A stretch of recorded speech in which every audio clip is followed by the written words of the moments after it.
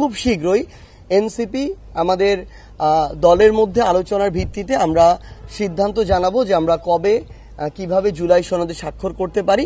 এই গণভোট কেন নির্বাচনের দিনে হওয়ার চেয়ে আগে হওয়া বেটার, এটা আমি একটু আগে বলছি।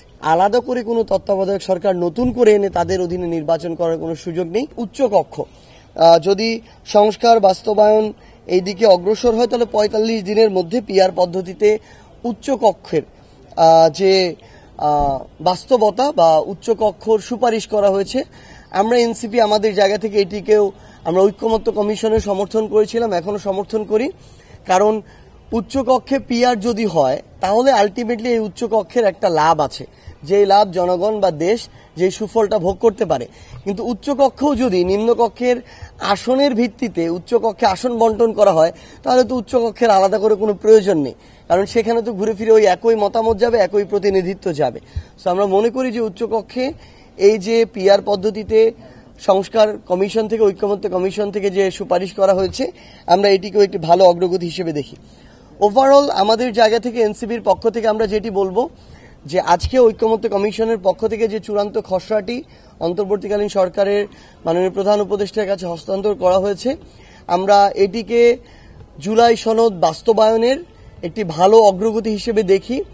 এবং আমরা এনসিপি আমাদের জায়গা থেকে মনে করি যে ভাষাগত কিছু অস্পষ্টতা এখনো আছে, ওই ভাষাগত অস্পষ্টতাগুলো যদি অন্তর্বর্তীকালীন সরকার এবং ঐক্যমত্য কমিশনের পক্ষ থেকে স্পষ্ট করা হয় তাহলে আমরা ডাবল ধামাকা অফার ওয়ালটন ট্যাবলেট পাওয়া যাচ্ছে নতুন ছাড়কৃত মূল্যে।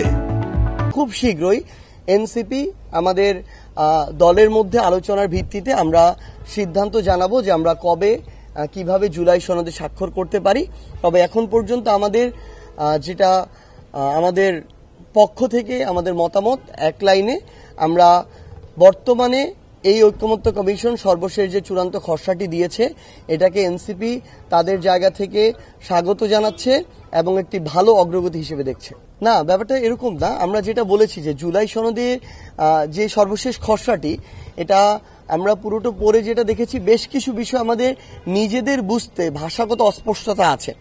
আমরা এই বিষয়গুলো তাদের কাছে থেকে ক্লিয়ার হওয়ার চেষ্টা করব এবং যদি আমরা এখন পর্যন্ত যে সন্তোষজনক অবস্থান সেটা যদি ওই ভাষাগত অবস্থানে আমরা পাই তাহলে আমরা খুব দ্রুত সিদ্ধান্ত নিয়ে ২-৩ দিনের মধ্যে আমরা জানাবো যে কবে আমরা এটা স্বাক্ষরের দিকে যেতে পারি। প্রথমত হচ্ছে যেটা বলা হয়েছে যে সরকারের পক্ষ থেকে এই আদেশটা জারি করা হবে। আমরা স্পষ্টত বলেছি যে এখানে সরকারের যিনি প্রধান আছেন অন্তর্বর্তীকালীন সরকারে প্রফেসর ডক্টর মোহাম্মদ ইউনূস, তার পক্ষ থেকে তার স্বাক্ষরে এই আদেশটা জারি করতে হবে। দ্বিতীয়ত আমাদের জায়গা থেকে আমরা বলেছি গণভোটের যে প্রশ্ন যে এই জুলাই সনদ বাস্তবায়িত হবে কি হবে না, এর সাথে আরেকটা জিনিস আসতে পারে।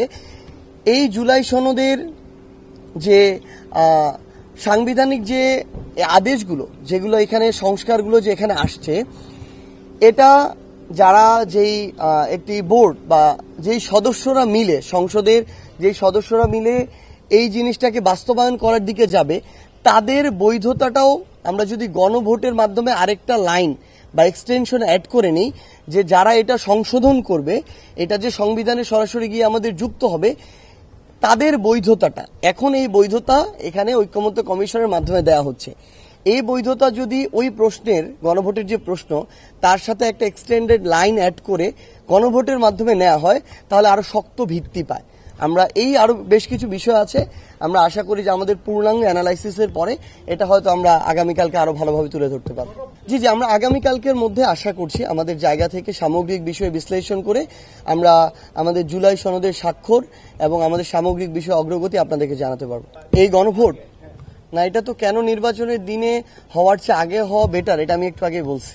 না, আমার মনে হয় ওই টার্মটা নিয়ে একটা লম্বা সময় আলোচনা হয়েছে, বরং আমরা একটা জাস্ট লজিক্যাল জায়গা, যেটা আজকে আমাদের একটু আগেও আমাদের সংগ্রামী আহ্বায়ক তার জায়গা থেকে বলেছেন যে আমরা মনে করি এই অন্তর্বর্তীকালীন সরকারের অধীনেই আগামী নির্বাচন হতে হবে এবং অন্তর্বর্তীকালীন সরকার প্রধান যদি তার জায়গা থেকে মনে করেন যে এই নির্বাচনের নিরপেক্ষতা বজায় রাখতে এবং সুষ্ঠু ও স্বচ্ছ নির্বাচনের জন্য উপদেষ্টা মণ্ডলীর কোথাও কোনো জায়গায় সংযোজন বা বিয়োজন করা প্রয়োজন হয়, এটা অন্তর্বর্তীকালীন সরকারের মাননীয় প্রধান উপদেষ্টা তার জায়গা থেকে নির্ধারণ করবেন।